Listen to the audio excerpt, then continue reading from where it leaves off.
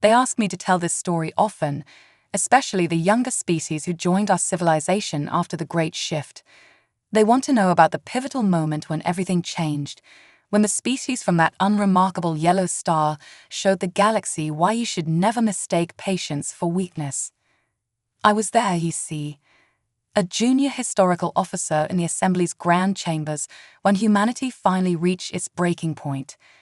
The irony still causes my secondary neural clusters to pulse with amusement. We had classified Earth as a Class 3 deaf world, and its inhabitants as manageable primitives. How monumentally wrong we were. The incident began with Nova Terra, humanity's most distant colony. 30,000 humans, trying to survive on a harsh world at the edge of assembly space. They had requested emergency medical supplies, their atmospheric processes were failing, and their children were beginning to show signs of respiratory distress. The Assembly's response committee, in their infinite wisdom, had decided to delay the request. Proper protocols must be followed, they said. Documentation must be filed in triplicate. Ambassador Thea Washington sat in the observer's gallery that day. I remember her clearly, dark skin, silver-streaked hair, and eyes that held centuries of human history. She wasn't supposed to speak. Humans rarely did in full assembly sessions. They were expected to work through lower committees, file their appeals through proper channels, wait their turn like good little newcomers to galactic society. But when High Administrator Vexthor announced the committee's decision to delay Nova Terra's aid by another 3 lunar cycles, Ambassador Washington stood. The motion silenced the chamber. Humans never interrupted assembly proceedings. Never. Point of emergency intervention, she said, her voice carrying that peculiar human trait of being simultaneously diplomatic and dangerous. The Assembly is hereby notified that the United Earth Government considers this delay an act of deliberate endangerment toward human civilians. High Administrator Vexthor's facial membranes flushed purple with indignation. Ambassador Washington, this is most irregular. If your government wishes to file a protest, there are proper channels. With respect, Administrator, Washington interrupted, and I remember how my recording appendages trembled at her tone. We have filed 27 protests through your proper channels. We have submitted 94 emergency appeals. We have waited and waited, while our children struggle to breathe. She lifted a data crystal, human technology, considered quaint by Assembly standards. I am instructed to inform the Assembly that human emergency response vessels are already en route to Nova Terra. This is not a request for permission. This is a courtesy notification. The chamber erupted, dozens of species shouting in hundreds of languages. High Administrator Vexthor's voice rose above the chaos. This is an outrageous breach of Assembly law. Any unauthorized vessels entering Nova Terra space will be intercepted by Assembly peacekeepers. That's when Ambassador Washington smiled. Not the usual diplomatic smile humans had worn for decades. This was different. This was a predator's smile, and I finally understood why so many species instinctively feared showing teeth. Administrator, she said, her voice cutting through the noise like a plasma blade, your peacekeepers are welcome to try. But before you make that decision, I suggest you access Assembly File Earth Classical History 2074, the Mars Resistance, or perhaps Earth Military Incident 2142, the Jupiter Defense. She placed a second crystal on her podium. This contains updated classifications for Earth and humanity, prepared by our own xenobiologists. You'll find that we are not, in fact, a Class 3 deaf world species. Our previous classification was diplomatic courtesy. The silence that followed was deafening. In that moment, as I watched the color drain from Vexthor's facial membranes, I realized we had all misunderstood something fundamental about humanity. We thought their cooperation was submission, their patience was weakness, their diplomacy was fear. We were wrong, so catastrophically wrong. The supply ships will reach Nova Terra in 20 standard hours, Washington continued. They will deliver their aid, and then honored Assembly members, We are going to have a long overdue conversation about humanity's place in this galaxy. She sat down then, leaving the assembly in chaos, and as I watched her return to her composed diplomatic posture, I knew I was witnessing the beginning of something momentous. Humanity wasn't baring its teeth in threat. They were finally showing their true smile. That was the day everything changed. The day the galaxy learned that the humans hadn't been asking for permission. They had been giving us a chance to be reasonable. We should have taken it. The Assembly's response to Ambassador Washington's declaration was, predictably, to send their peacekeeping fleet to intercept the human medical ships. What was unprecedented was how quickly that decision unraveled the careful illusion humanity had maintained for decades. Admiral Crixar of the Assembly Peacekeeping Force was the first to realize something was terribly wrong. His fleet of 30 vessels, the pride of Assembly military might, dropped out of FTL near Nova Terra's orbit. They expected to find a few primitive human cargo ships. Instead, they found themselves surrounded by what humans called the Ghost Fleet. Impossible, Crixar whispered in his official transmission. Their ships, they're not even showing up on our scanners. We can see them with optical sensors, but the transmission ended there. The Ghost Fleet, as we later learned, was just one of humanity's many hidden achievements. While the Assembly had dismissed human technology as primitive, they had been developing quantum-massed ships, gravity manipulation systems, and weapons that could disable enemy vessels without destroying them. The humans called it their insurance policy. I remember watching the Assembly's emergency session that followed. High Administrator Vexthal was practically molting with stress as he read the report.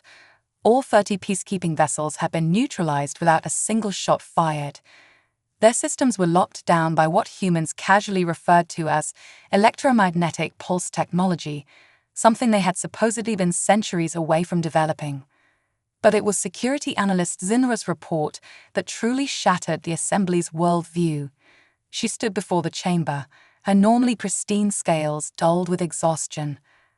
"Honored members," she began, "our investigation into Ambassador Washington's claims about Earth's classification has revealed disturbing information. We've discovered that humans have been deliberately manipulating their technological presentation to the Assembly. What we thought was their maximum capability was, in fact, carefully curated minimal demonstration. The chamber's atmospheric processors struggled to keep up with the collective gasps of shock." Zinra continued, bringing up holographic displays of human achievements they had hidden from the Assembly. Their colonies, far more numerous than reported, hidden in quantum-shielded pockets of space. Their military, not the few hundred outdated ships we knew about, but thousands of advanced vessels stationed throughout their territory. Their technology, they had functional antimatter containment for over 50 years. They weren't struggling to reach our level, they were carefully maintaining an appearance of technological inferiority. Ambassador Washington sat quietly during this revelation, that same dangerous smile on her face. When invited to speak, she simply said, "We learned early in our history that appearing too advanced too quickly tends to make others nervous. We chose to be unthreatening. That choice expired when you threatened our children." The Assembly's data archives were suddenly flooded with updated information about human capabilities. It was like watching a mask fall away, revealing the true face beneath. Every human ship suddenly updated their transponders, showing their real capabilities. Every human colony dropped its camouflage. Every human representative stopped pretending to struggle with Assembly technology. But it was the medical ships approaching Nova Terra that delivered the final shock. They weren't the primitive cargo vessels everyone expected. They were cutting-edge hospital ships, each carrying medical technology that made Assembly facilities look primitive by comparison. The humans hadn't needed the Assembly's help. They had merely been trying to work within the system. "We could have sent these ships at any time," Ambassador Washington explained to the stunned chamber. "We could have ignored your restrictions, your regulations, your attempts to keep us contained. But we believed in the possibility of cooperation. We wanted to be partners, not conquerors." Her words hung in the air like a prophecy. That patience was not infinite. You assumed our willingness to work with you was weakness. Allow me to correct that assumption. As if on cue, every human representative across the assembly simultaneously stood up. In perfect unison, they switched on their neural interfaces, technology they had supposedly been decades away from developing. The assembly's secure networks lit up with data streams as humans effortlessly integrated with systems they should have barely understood. The message was clear. Humanity had never been trapped by assembly restrictions. They had simply been playing along, waiting to see if the galaxy could learn to be better. That day, as I watched the assembly's carefully maintained power structure crumble, I understood why humans had those old sayings about sleeping giants and patient predators. They had given the galaxy every chance to accept them as equals. Now, they were done asking nicely. The Crixian Empire made the first move. In retrospect, this was perhaps the greatest military miscalculation since the Pyrrhic Wars of the Third Assembly Age. They saw humanity's revelation as a challenge to their dominance, and like many empires before them, they chose to respond with force. Grand Marshal Vex Chiron of the Crixian fleet launched what they called a preemptive peacekeeping action against Earth's primary shipyards in the Alpha Centauri system. 1,000 warships, the pride of their militant society, emerged from FTL Drive expecting to find panic and chaos. Instead, they found Admiral Sarah Chen waiting for them. This is Admiral Chen of the Terran Defense Force. Her transmission echoed across all frequencies. You are entering restricted space. The next 60 seconds are yours to reconsider your choices. Her voice carried no threat, no emotion, just a simple statement of fact. The Crixians, of course, did not reconsider. They never did. What happened next redefined modern space warfare. The humans didn't just fight, they revolutionized combat itself.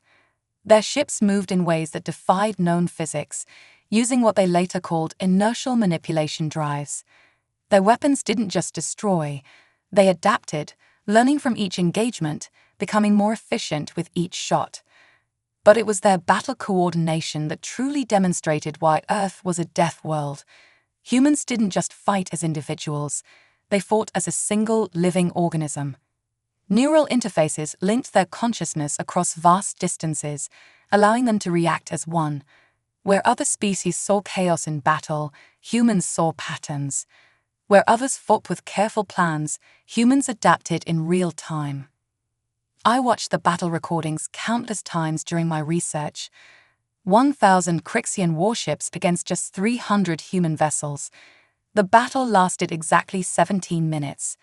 Not a single human ship was lost. The Crixian fleet wasn't destroyed. It was systematically disabled, boarded, and captured. The humans didn't want to destroy their attackers. They wanted to educate them. Admiral Chen's post-battle transmission to the assembly became legendary. We could have ended this before it began. We could have struck first, struck harder. But that's not who we choose to be. We fight when we must, but we prefer to teach. Today's lesson: humanity is not your enemy unless you choose to make us so. The assembly chambers erupted into chaos when the battle recordings arrived. Species that had dismissed humans as primitive now watched in horror as their carefully maintained technological superiority crumbled. The humans hadn't just caught up to the galaxy's military capabilities, they had surpassed them decades ago. High Administrator Vex, though, his position already precarious, attempted to call for unity against the human threat. Ambassador Washington's response was to simply activate a holographic display showing human fleet positions throughout assembly space. Hundreds of previously hidden bases, thousands of cloaked ships, all suddenly visible. They had been there all along, watching, waiting, protecting. We never wanted war, Washington explained to the stunned chamber. We wanted partnership. We wanted to share our advances, our discoveries, our potential. But you forced us to hide, to pretend, to be less than we are. That ends today. The humans called it Operation Daybreak, the simultaneous revelation of their full military presence across the galaxy. No sector was left uncovered, no strategic position unguarded. They had built a defensive network so comprehensive it made previous military doctrine obsolete. But what truly terrified the assembly wasn't the humans' military might, it was their restraint. They could have conquered. They could have dominated. Instead, they had spent decades quietly protecting species that didn't even know they needed protection. Your ships have been passing through human-protected spaces for years, Washington revealed. How many pirate attacks didn't happen? How many natural navigation hazards mysteriously cleared themselves? We've been the galaxy's unmarked guardians while you treated us like children. The Assembly's military committee demanded access to human weapon specifications. Ambassador Washington's response was simple. No, she didn't threaten, didn't negotiate, just refused. Because for the first time, everyone in the chamber understood a fundamental truth.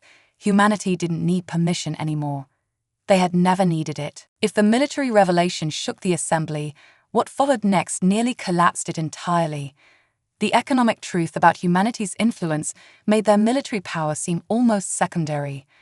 Trade Commissioner Ixel's emergency report to the assembly exposed just how deeply humans had embedded themselves into the galactic economy. Honorable members, Ixel's thorax buzzed with distress as she addressed the chamber. Our audit of human economic activity has revealed concerning patterns. What we thought were separate corporations across different species were, in fact, human-operated enterprises operating under various synonymous identities. The data streams she projected told a story that no one had seen coming. The galaxy's largest shipping consortium, human-owned, operating under a Valaxian business license. The most productive mining operations in the Outer Rim, human-controlled through a complex network of shell companies. The revolutionary medical technologies that had emerged from supposedly independent research centers across assembly space. All human innovations, carefully distributed through non-human intermediaries. Ambassador Washington sat calmly as the economic revelations cascaded through the assembly's networks. When asked to explain this massive deception, she simply raised an eyebrow. Deception. We filed all the proper paperwork. We followed every regulation. We simply did so through the channels you left open to us when you closed the direct routes. The true masterpiece of human economic infiltration became clear when the assembly tried to impose sanctions. Within hours, dozens of seemingly unrelated companies across assembly space announced they could no longer guarantee their services. Supply chains began to falter. Critical resource deliveries were delayed. The humans, Trade Commissioner Ixel reported, her voice trembling, have achieved what we thought impossible. They've made themselves essential without anyone noticing. They don't control our economy through force. They've woven themselves into its very fabric. The numbers were staggering. 60% of all advanced medical equipment traced back to human-owned facilities. 45% of interstellar shipping relied on human-developed FTL drive components. 73% of quantum communication networks use human-designed protocols. 82% of all new terraforming projects depended on human environmental technologies. But it was the revelation about the assembly's own defense infrastructure that truly demonstrated humanity's foresight. The supposedly native companies producing critical components for assembly military vessels. Human subsidiaries, all of them. The assembly's mighty fleet relied on human technology to function, and no one had realized it. We didn't do this to control you, Ambassador Washington explained to the stunned chamber. We did this to survive you. You left us no choice but to succeed despite your restrictions rather than because of your support. The Economic Council's desperate proposal to freeze human assets across assembly space met with an unexpected response: laughter. Not from the humans, but from their own financial analysts. Freeze their assets. Chief Economic Advisor Zixtal actually molted from stress as he addressed the council. We can't even find most of their assets. Their economic network is like their ships. Most of it isn't even visible to our systems. They've built an economy inside our economy, using rules we created against us. When several assembly worlds threatened to nationalize human-owned facilities, Ambassador Washington simply displayed another set of data streams. They showed how quickly those world's economies would collapse without human participation. It wasn't a threat, it was simply information, presented with that same deadly calm that had become humanity's trademark. "We would prefer," she said, "to continue business as usual. Our corporations employ millions of your citizens. Our technologies support countless worlds. We have no desire to disrupt the galactic economy. But make no mistake, we can survive without the Assembly. Can the Assembly survive without us?" The question hung in the air like a sword. The humans had turned the Assembly's own bureaucracy into a weapon, using every regulation, every restriction, every dismissive rejection as an opportunity to build something stronger, something hidden, something unstoppable. They hadn't needed to fire a single shot to achieve economic dominance. They had simply needed to be patient, to be clever, and to understand their opponents better than their opponents understood themselves. By the way, Washington added almost casually, "Those trade routes you thought were unprofitable, the ones you denied us access to.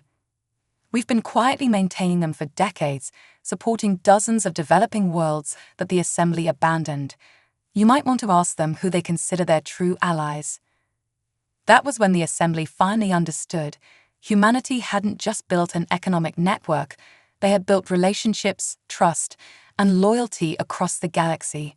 They hadn't just achieved market dominance, they had created a new economic order, one that would survive any attempt to dismantle it. Because humans, it turned out, played a much longer game than anyone had imagined. The day humans revealed their true diplomatic stance remains perhaps the most elegant display of power I've ever witnessed. Ambassador Washington's opening statement at the Emergency Assembly session was deceptively simple. Let's discuss what genuine cooperation looks like. The Assembly chamber, usually a cacophony of translated voices and political maneuvering, fell into complete silence. Every species present understood that this wasn't a negotiation. It was humanity finally speaking without self-imposed restraint. For the past 70 years, Washington continued, we have watched this assembly make decisions based on prejudice, profit, and political convenience. We have documented every instance where developing species were denied aid, every case where corporate interests overrode humanitarian concerns, every situation where power was abused.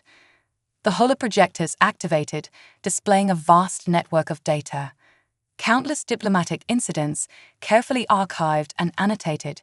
The Assembly hadn't just been governing, they had been under observation, every action noted, every decision evaluated. High Administrator Vexthor attempted to interrupt, but Washington merely raised her hand. The gesture carried such authority that even the Assembly's supreme leader fell silent.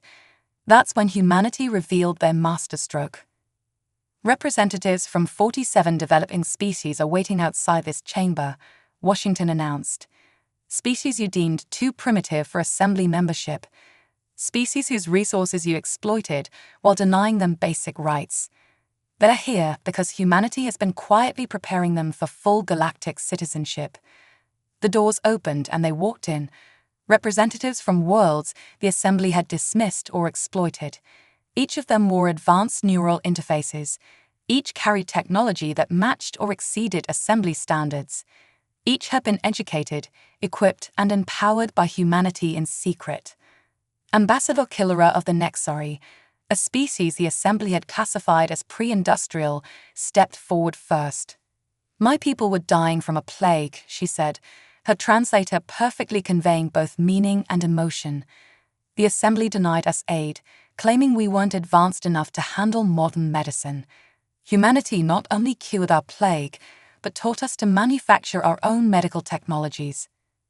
One by one, they spoke, species after species, each with a story of Assembly negligence answered by human assistance. While the Assembly had been watching humans had been building a coalition of grateful allies. "We are not here to dismantle the Assembly," Washington clarified as the testimony concluded. "We are here to transform it." Effective immediately, humanity proposes a new charter. One based on genuine cooperation, mutual respect, and actual democratic representation. The terms were simultaneously generous and non-negotiable. All species, regardless of technological level, would have equal voting rights. Resource exploitation of developing worlds would be immediately halted. A new technology sharing protocol would be implemented. Military forces would be reorganized under joint command. Economic regulations would be standardized across all members. You may notice, Washington added with that now famous smile, that these are the exact proposals humanity made when we first joined the Assembly. The ones you dismissed as naive and idealistic, we're making them again, but this time with a full understanding of our position. The political maneuvering that followed was brief and futile. The Assembly's traditional power blocks found themselves facing not just humanity's revealed strength, but the combined will of dozens of newly empowered species.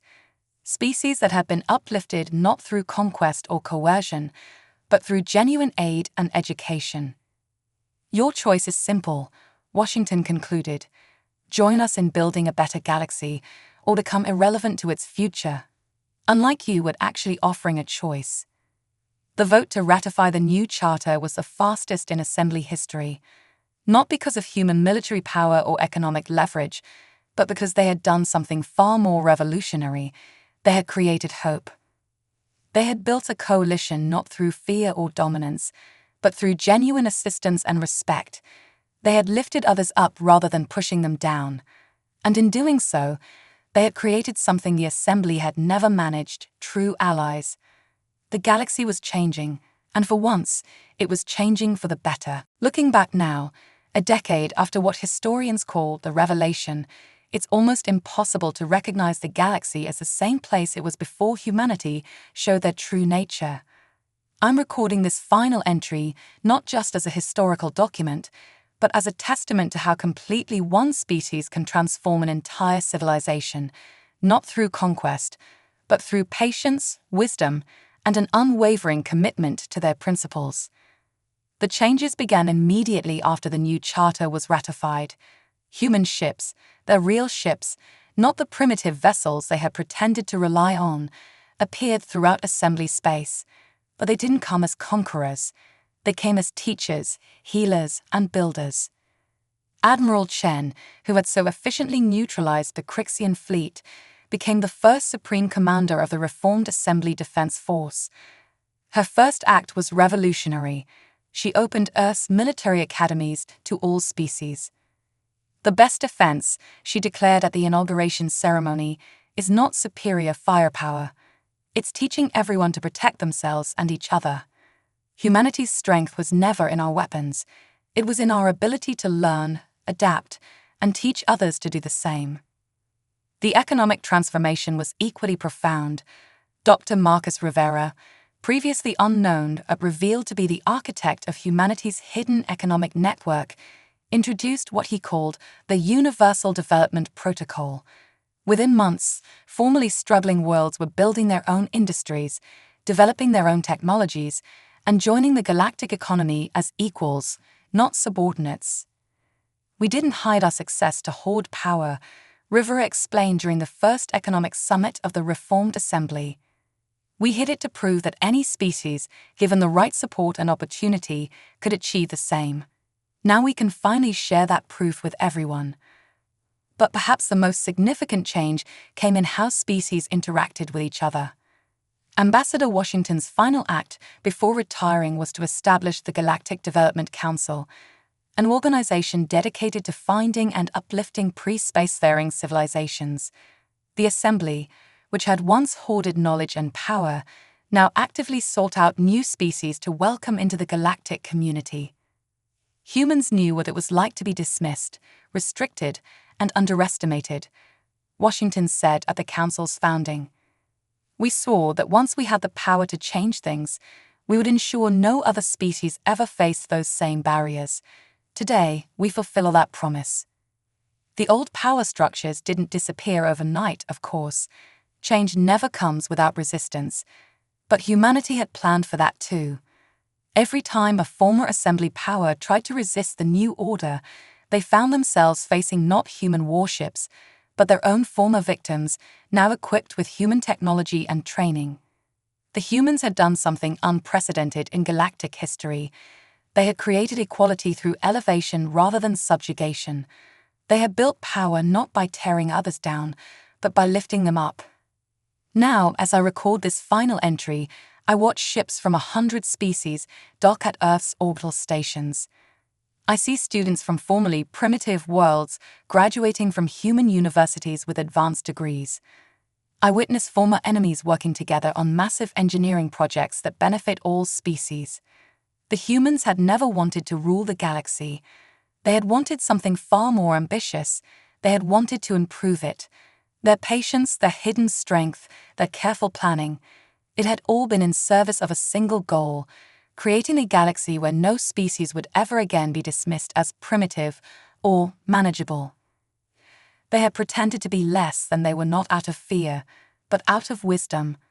They had understood that true power lies not in domination, but in the ability to transform enemies into allies, oppressors into partners, and fear into hope. The day humanity stopped being nice wasn't the day they revealed their strength. It was the day they revealed their vision, a vision of a galaxy where every species had the chance to become what the Assembly had tried to prevent humanity from being: their best selves. This is Nexus 7, Chief Historian of the Reformed Galactic Assembly, concluding the official record of humanity's emergence. But their story, our story, is far from over. It's only just beginning.